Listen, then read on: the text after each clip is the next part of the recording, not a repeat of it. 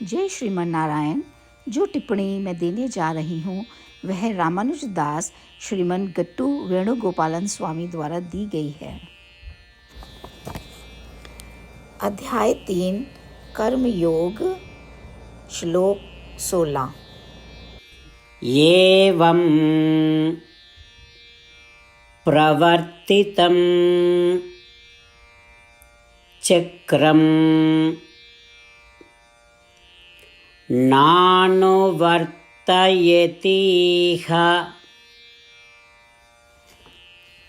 यः अघायुः इंद्रियारामो मोघं पार्थ सजीवति। ओम। गीताचार्य श्री कृष्ण परमात्मा अर्जुन सहित हम सबको कर्म योग सिखा रहे हैं। परमात्मा कह रहे हैं, अर्जुन, जो लोग मेरे द्वारा स्थापित चक्र का पालन नहीं करते हैं, जो लोग इस चक्र के माध्यम से उन्हें सौंपी गई अपनी जिम्मेदारियों को पूरा नहीं करते हैं और जो केवल कामुक सुखों का आनंद लेने के लिए जी रहे हैं, ऐसे व्यक्ति जाने जाते हैं सबसे बड़े पापी। इस धरती पर उनका रहना पूरी तरह बर्बाद है। इस प्रकार परमात्मा उन लोगों के प्रति अपनी तीव्र अस्वीकृति व्यक्त कर रहे हैं जो कर्म के इस चक्र के माध्यम से उन्हें दी गई अपनी जिम्मेदारी को पूरा नहीं करते हैं। अब हम यह स्पष्ट रूप से समझने का प्रयास करें कि स्थापना के इस पूरे चक्र में हमारी क्या जिम्मेदारी है। आइए फिर से समझें कि एक चक्र एक ही स्थान पर शुरू और समाप्त होता है। यह चक्र भूत से शुरू हुआ और खत्म हुआ।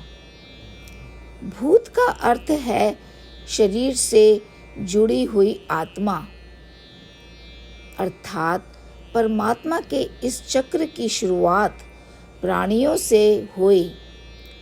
सभी प्राणियों की उत्पत्ति का मुख्य कारण क्या है?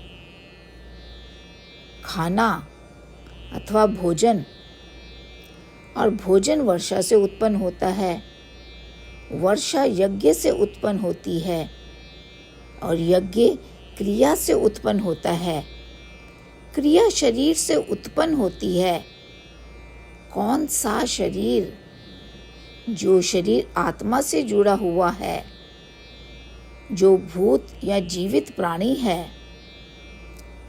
यह चक्र भूत के साथ समाप्त हुआ। यदि चक्र भूत पर समाप्त नहीं होता तो इसे चक्र ही नहीं कहा जा सकता। अब इस चक्र में यह स्पष्ट ज्ञात होता है कि सभी शरीर यज्ञों पर निर्भर हैं। जो लोग इस चक्र में अपनी जिम्मेदारियों को पूरा नहीं करते, उनके बारे में परमात्मा यही कह रहे हैं कि वे सबसे बड़े पापी हैं और उनका पूरा जीवन बर्बाद हो जाता है। यज्ञ करना हमारी जिम्मेदारी है। यज्ञ का मतलब है कि आप श्रीमन नारायण की सेवा के रूप में जो कुछ भी करते हैं वह यज्ञ बन जाता है। इस संदर्भ में उस प्रकार के यज्ञ के अलावा परमात्मा अग्नि और अग्नि में घी की आहुति देने वाले यज्ञ पर भी जोर दे रहे हैं। हम उस प्रकार के यज्ञ करने के लिए जिम्मेदार हैं जिसमें वर्षा होती है और वर्षा भोजन लाती है और यह भोजन सभी जीवित प्राणियों को पोषण प्रदान करता है। इस प्रकार हम इस स्थापना चक्र के माध्यम से परमात्मा द्वारा दी गई जिम्मेदारी को पूरा कर रहे हैं। आइए हम सब यज्ञ करें और स्वयं को पापी बनने से रोकें। आइए इस धरती पर बोझ ना बने और अपनी जिम्मेदारियों को पूरा करें। श्रीमद् भगवद गीता का संपूर्ण सार श्री कृष्ण परमात्मा द्वारा अध्याय 18 के श्लोक 65 से 70 में 8 कार्य करने के लिए दिया गया है। श्री कृष्ण कहते हैं, मैं उन लोगों से प्रेम करता हूँ जो इन 8 बातों का पालन करते हैं। मैं उन भक्तों की हर तरह से रक्षा करूँगा। श्री कृष्ण परमात्मा द्वारा बोली गई संपूर्ण भगवद गीता को सुनने के बाद अर्जुन कहते हैं, करिष्ये वचनम तवा, जिसका अर्थ है, श्री कृष्ण मैं वैसा ही करूँगा जैसा कि आप कहते हैं। यही कारण है कि श्री कृष्ण ने अर्जुन को सभी प्रकार की सफलताएं और विजय प्रदान की है। आइए हम परमात्मा को अपना वचन दें कि हम इन 8 कार्यों का पालन करेंगे। परमात्मा को इस शब्द देने से बड़ी कोई पूजा, तप या यज्ञ नहीं है। मैं यह 8 व्रत कहूँगी जो हमें करने चाहिए। आप सब कृपया अपने मन और हृदय में इन पर विचार करें। इस तरह से हम श्री कृष्ण को अपना वचन देते हुए हम सभी श्री कृष्ण के प्रसन्न भरे मुख की कल्पना करें और इस आनंद को महसूस करें। जय श्रीमान नारायण। ये है हमारे 8 वादे। हमारा पहला वादा, हे श्रीमान नारायण, जैसा कि आपने निर्देश दिया है, मैं हमेशा आपका ध्यान करूंगी और आपके बारे में सोचूंगी। हमारा दूसरा वादा, हे श्रीमान नारायण, जैसा आपने सलाह दी है, हमेशा आपका भक्त रहूंगी। हमारा तीसरा वादा, हे श्रीमान नारायण, मैं आपकी सेवा के रूप में और आपकी संतुष्टि के लिए अपने सभी कार्य करूंगी। हमारा चौथा वादा, हे श्रीमान नारायण, जैसा कि आपने अनुसरण करने के लिए कहा है, मुझे पूर्ण विश्वास है कि मैं आपकी हूँ और मैं हमेशा हाथ जोड़ूंगी और आपको नमस्कार करूंगी और आपकी पूजा करूंगी।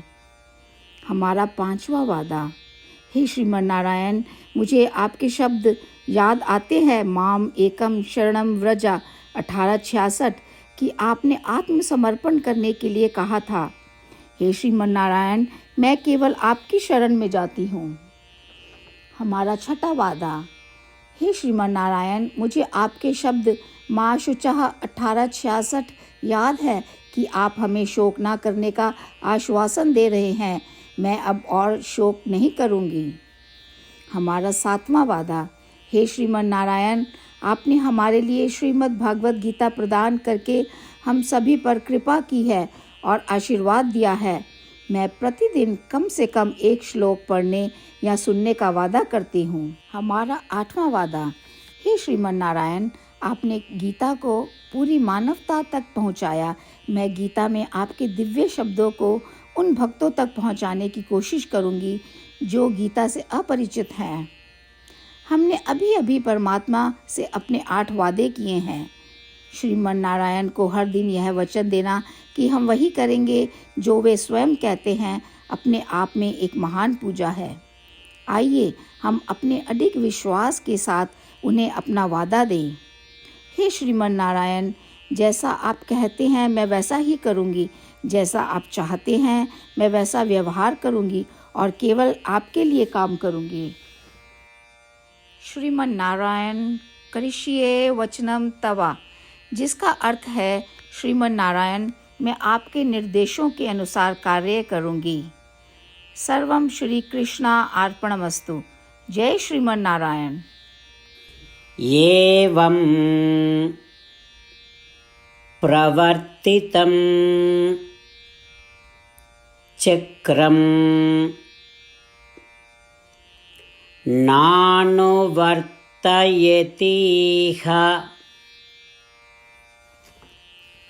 यः अघायुः इंद्रियारामो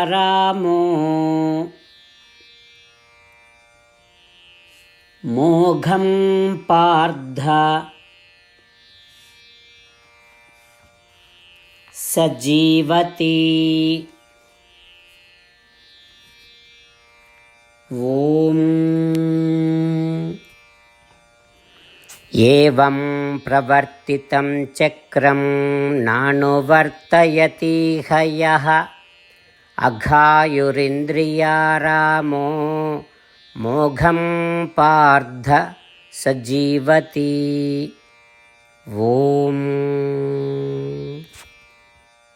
श्रीमन्नारायण करिष्ये वचनं तव सर्वं श्रीकृष्णार्पणमस्तु। जय श्रीमन्नारायण। जय श्रीमन नारायण। सभी भक्तों से विशेष निवेदन, हमारे जीवन में सभी चीज़ों में हम तत्काल और प्रभावी परिणाम चाहते हैं। इसे प्राप्त करने के लिए प्रतिदिन 1 मिनट व्यतीत करें और नारायण अस्त्रम पढ़ें। नारायण अस्त्रम प्राप्त करने के लिए नारायण अस्त्रम वेबसाइट पर जाएं, जो www.narayanastram.org है, और पंजीकरण में अपना नाम और ईमेल प्रदान करें। आपके द्वारा प्रदान किए गए ईमेल पर आपको एक नारायण अस्त्रम PDF प्राप्त होगा। PDF में एक रामायण श्लोक, एक गीता श्लोक और एक विष्णु नाम है। इन तीनों को मिलाकर नारायण अस्त्रम कहा जाता है। प्रत्येक व्यक्ति को इन श्लोकों का भिन्न संयोजन प्राप्त होता है। जब हर कोई 24,000 भक्तों के साथ प्रतिदिन अपने नारायण अस्त्रम को पढ़ता या सुनता है, संपूर्ण रामायण पारायण का एक दौर, श्रीमद् भगवद गीता पारायण के 33 राउंड, श्री विष्णु सहस्रनाम स्तोत्र पारायण के 24 राउंड हर रोज़ पूरे होते हैं। यह एक ऐसा उल्लेखनीय और असाधारण परिणाम है जो हर दिन ऐसा करने से निकलता है।